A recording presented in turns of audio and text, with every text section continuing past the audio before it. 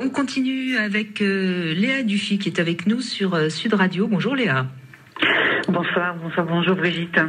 Alors je confirme, vous avez une voix très sensuelle. J'ai écouté votre CD que vous m'avez envoyé, Envoi et Modèle. Modèle en deux mots, les mots d'elle, D''L. C'est un jeu de mots, effectivement. Mais à la radio, c'est important de le souligner parce que sinon, évidemment, on passe à côté. Vous avez écrit également un livre de poèmes avec des photos.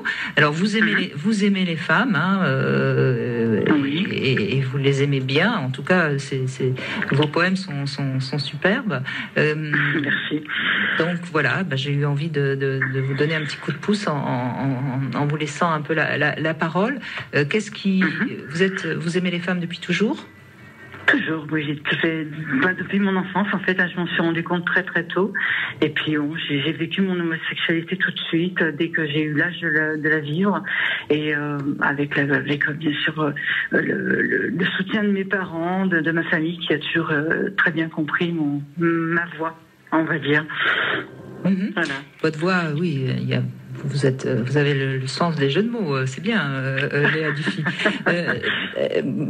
Moi, ce que je trouve intéressant à la fois dans ces poèmes, c'est des poèmes, c'est des textes érotiques, et dans ce CD où c'est également très très sensuel, c'est qu'on a toujours tendance à croire que les lesbiennes, finalement, le sexe ne les intéresse pas tant que ça.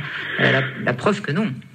Je suis entièrement d'accord avec ce que vous dites, Brigitte. C'est tout à fait vrai. Je l'ai dit plusieurs fois dans des émissions télévisées ou autres. C'est que malheureusement, les lesbiennes ont une tendance un petit peu fâcheuse, je dirais, à ne pas parler de sexualité, de sensualité et d'érotisme. Alors qu'on le vit comme tout le monde, comme les hétérosexuels, comme les bisexuels. Nous vivons notre sexualité et je trouve qu'il ne faut pas la bannir au point de ne pas en parler, de ne pas l'écrire. Voilà. Qu'est-ce que vous en pensez? Donc je le fais pour elles toutes. J'essaie d'être un petit peu le porte-parole, on va dire, de toutes ces femmes qui n'osent pas. Je ne sais pas si c'est de la timidité, si c'est de ne pas oser, je ne sais pas d'où ça vient, mais je trouve qu'on est trop peu de femmes à en parler en fait. Donc j'admire beaucoup votre émission parce qu'au moins vous savez parler de la sexualité, ça fait plaisir. Oui, moi je suis tombée dedans quand j'étais petite, c'est bien connu. Frédéric Fanger, c'est vrai, la sexualité des lesbiennes, ça reste quelque chose d'encore assez tabou, non? Pas dans les cabinets, Dans les cabinets de psy, heureusement, on peut en parler. Elles en parlent et c'est souvent une sexualité que je trouve même assez fine, assez poussée, avec une compréhension mutuelle importante.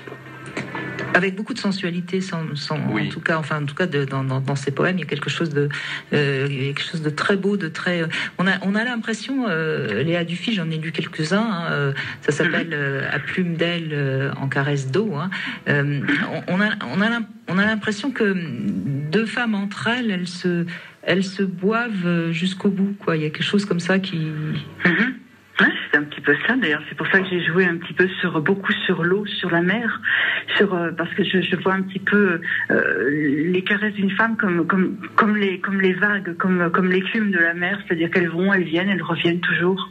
Et il y a quelque chose qui est limité dans l'amour entre femmes. Il n'y a pas de limite, on ne s'arrête jamais. Oui, c'est vraiment l'image que j'ai. C'est très aquatique. Peut-être que l'homme serait plus feu ou air, la femme serait plus terre et eau. Est-ce que là, je parle évidemment d'une symbolique astrologique qui me connaît bien, mais je trouve que c'est peut-être ça que les hommes doivent entendre. C'est qu'au fond, une femme a besoin de tout ce qui est représenté par l'eau. Donc finalement, peut-être aller plus dans ce sens dans leur caresse, par exemple. Mais bon, je sais que les hommes ne vous intéressent pas, mais... Non, je n'ai rien contre, mais simplement je vis pas de sexualité avec eux, mais j'adore la compagnie des hommes, cela dit.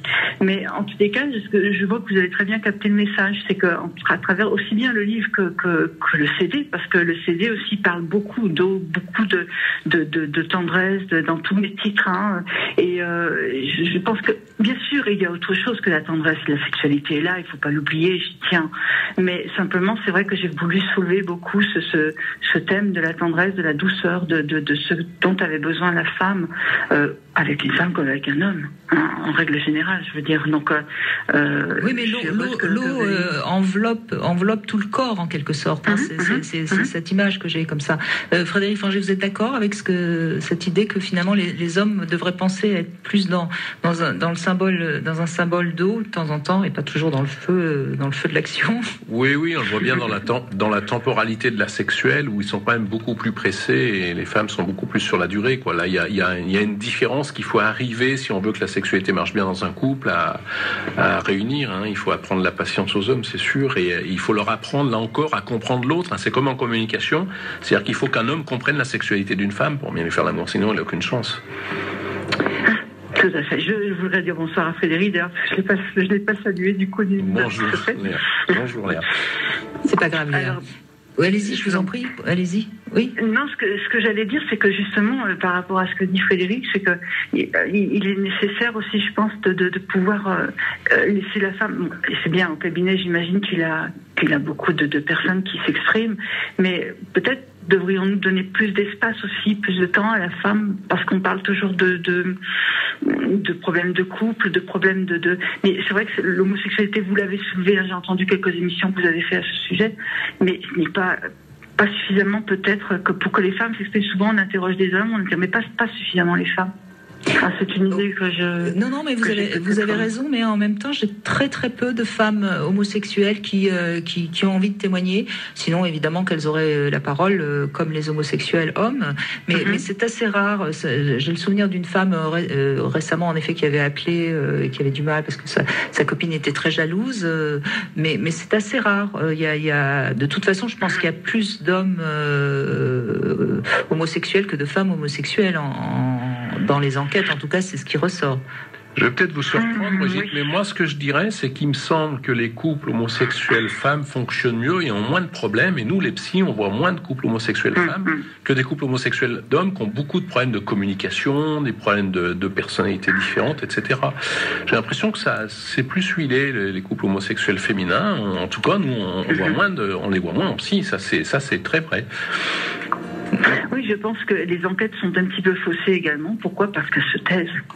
Et que des homosexuels femmes, enfin, on va dire lesbiennes pour être plus clair, s'expriment mal, ne s'expriment pas suffisamment. Et c'est pour ça, c'est pas qu'elles s'expriment mal, c'est qu'elles ne s'expriment pas suffisamment. Et de ce fait, on a l'impression justement, et c'est pour ça que les enquêtes révèlent qu'il y en a peu, mais je pense qu'on est tout aussi nombreuses, peut-être même plus, parce qu'on voit peut-être plus souvent deux copines dîner ensemble au restaurant que de copains peut-être. Le soir, deux hommes qui dînent ensemble le soir, ça paraît suspect. Voilà. Il y a peut-être encore autre chose. Il y a peut-être encore autre chose. Moi, enfin, ça n'a peut-être pas de valeur scientifique, c'est dans ma clientèle, mais moi, j'ai l'impression que l'homosexualité féminine est mieux acceptée par les femmes que l'homosexualité masculine par les hommes. Et j'en prendrai pour signe le nombre de demandes de consultes psy pour coming out non fait chez les hommes, qui est très important. Je n'ai pratiquement pas vu, ou très peu, de femmes venir me voir pour me dire j'arrive pas à annoncer mon homosexualité autour de moi. Alors que j'ai vu beaucoup d'hommes venir me voir pour ça. Donc j'ai quand même l'impression que l'homosexualité masculine, alors là par contre c'est un handicap chez les hommes, est beaucoup plus difficile à assumer auprès de l'entourage en particulier que la féminine. Oui, ça je suis sûre. Je vous rejoins tout à fait. Oui. Tout à fait. Bon, en tout cas, Léa Dufy, c'est très beau. Ça s'appelle donc le CD s'appelle La Voix et Modèle et Envoi et Modèle, et les textes érotiques également. On les retrouve donc chez The Book Édition. Merci beaucoup en tout cas. Mais je tiens quand même à je vous en prie, allez-y. Une petite précision quand même importante, parce que je voudrais quand même soulever la présence dans ce CD de la chanteuse Séverine Lemasson, qui chante merveilleusement bien, hein. Et donc c'est elle qui a écrit toute la musique. Et aussi que nous commençons une tournée les 8 et 9 décembre à Paris, à Appart, au 21 rue Dauphine. Donc si vous voulez venir, Brigitte, vous serez la bienvenue, Frédéric aussi. Donc à partir de 20h, le 8 et 9 décembre, Appart, 21 rue Dauphine. Si vous voulez bien venir avec nous voir, ce serait sympa. Eh bien super. Voilà. Merci beaucoup Léa Dufy. Merci, au revoir. On se retrouve dans un instant avec notre Love Conseil et on